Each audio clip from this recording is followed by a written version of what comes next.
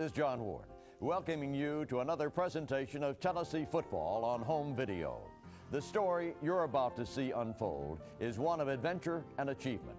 It's the story of teamwork, commitment, and the will to win. Doesn't need a lot of... Oh! He took a weapon!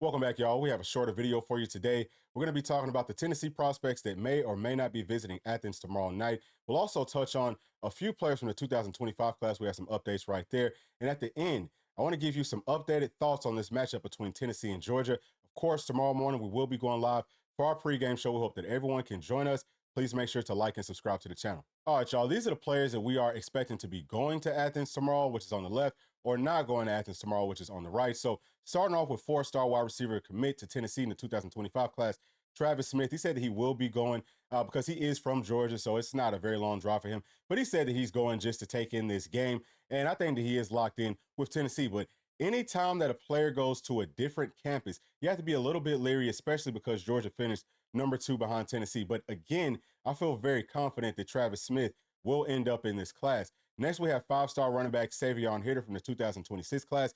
He really likes Tennessee, very high up on Tennessee. So he will be there tomorrow, but it's going to be big for Tennessee just to show Dylan Sampson, show a true freshman Peyton Lewis, and then a redshirt freshman Cam Selden, and how they can operate within this offense. Now, Coach Heupel has never had a player of this caliber, at running back since he's been up on campus, maybe since he's been coaching, period. But it'll be big for him to see, hey, man, I could be a Heisman Trophy winner if I go to Tennessee. Next, we have five-star defensive lineman. He's an edge guy, Rodney Dunham from the 2026 class.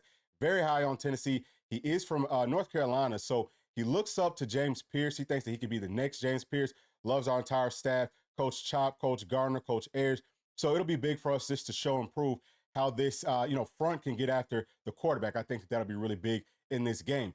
Next is four-star offensive lineman Leo Delaney. He is teammates with five-star offensive lineman commit David Sanders. He's from the 2026 class. I think that he could play tackle or he could play guard.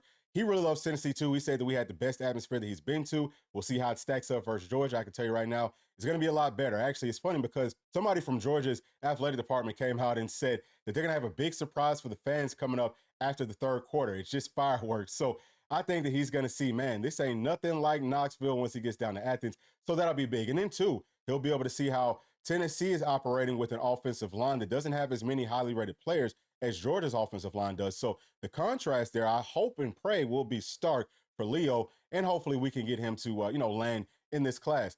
Last, for the 2026 class, we have four-star athlete Tyreek Green. He plays at Buford High School, and we call him Top Boogie. Now, I know that Georgia is very high up on his list, but so is Tennessee.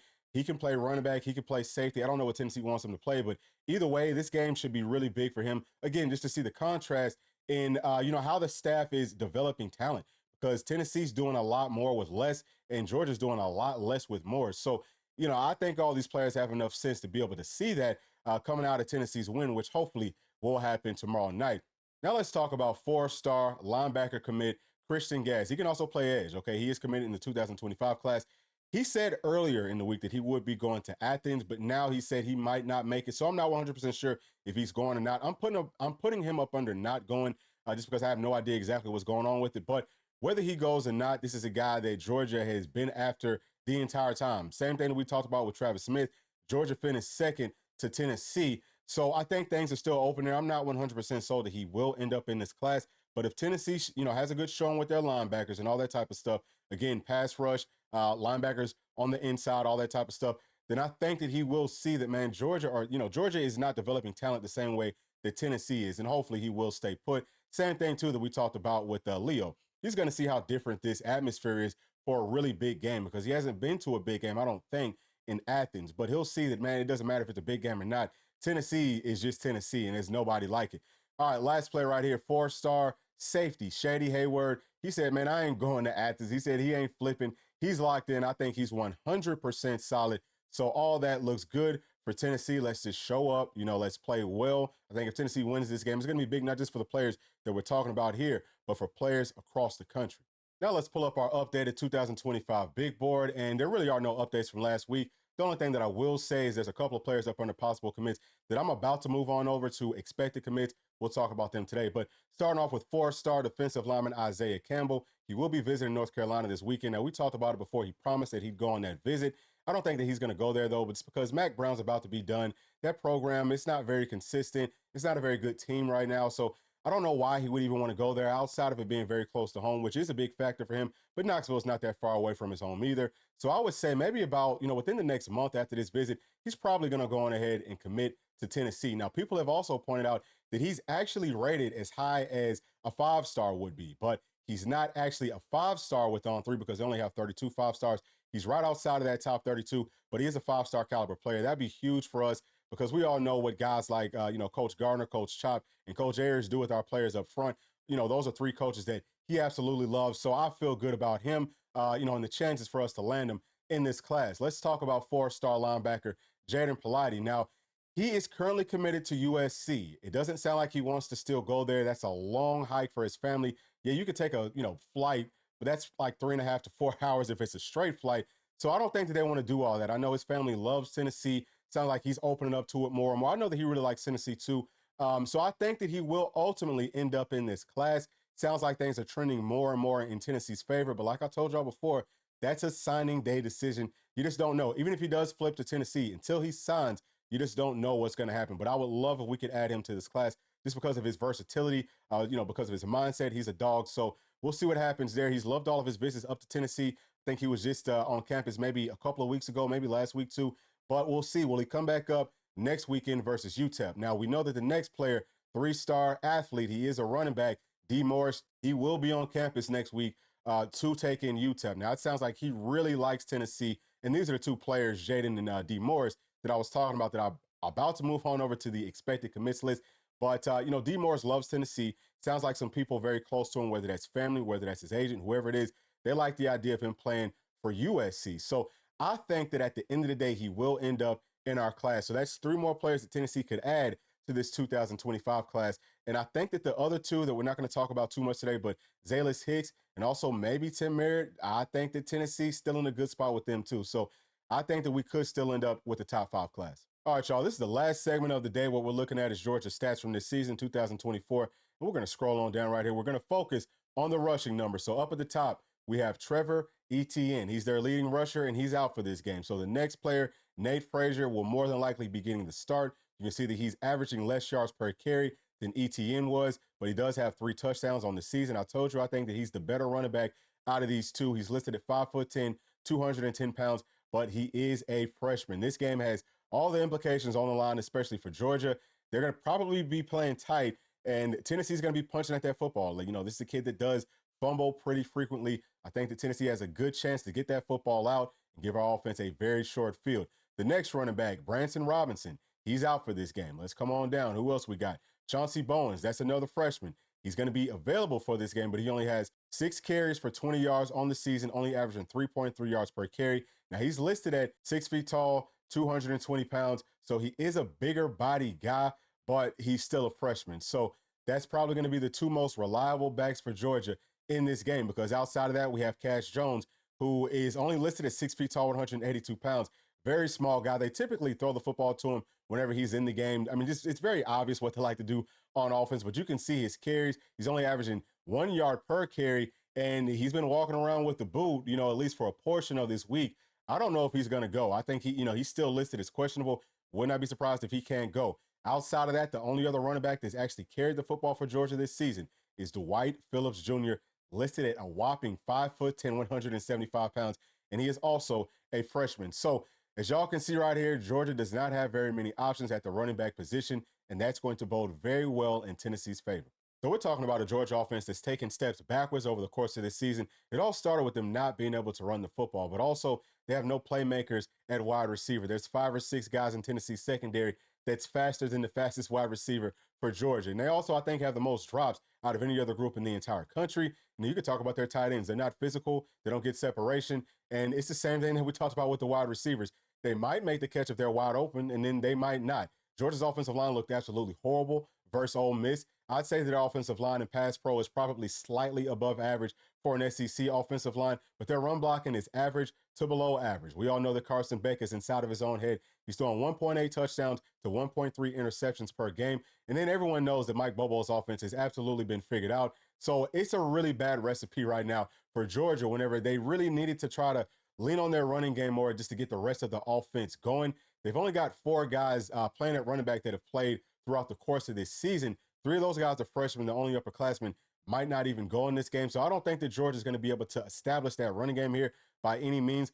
Tennessee's run defense is one of the best in the entire country, if not the best in the entire country, especially versus an offense like Georgia's. We're going to be able to stop all of that type of stuff, especially with those freshmen. We touched on, I think that we will force some turnovers and all of that. But I think that Georgia's going to have to run a lot of screens in this game, whether that's to the running backs, whether that's to wide receivers, tight ends. They're going to have to do a ton of that to try to open things up down the field for Tennessee and slow down Tennessee's pass rush, because it does feel like Carson Beck is going to have the ball in his hands, and he's going to have to be on the money. And even if he is, right, like he was on the money last season versus Tennessee's defense, the scheme wasn't the problem. We're going to have the scheme right. The players were the problem. We're missing like 4 guys from our secondary last year. Everyone's healthy this season, knock on wood. I hope it stays that way. But the scheme will be there. The players will be there. We will get pressure on Carson Beck. We're going to be able to pin our ears back. We're going to understand what to do. Versus an offensive scheme that, again, man, it's very, very basic. And it could kind of take these players back to almost getting ready for like a rec league game, right? Where you know that the team's going to have some stuff drawn up. But if you have good football sense, you'll know exactly what's coming, because it all has to make sense based off of the limited personnel that Georgia has. But I also want to talk about these trick plays, because Mike Bobo's run trick plays versus Tennessee forever. Okay, that's going all the way back to the 90s, where Georgia had to run trick plays versus Tennessee because they couldn't beat us physically, and it feels good to have them right back where they belong. But they're going to try to run some trick plays. So just, again, play with good football sense. Do your job first, and, man, get off the field on third downs like we always do.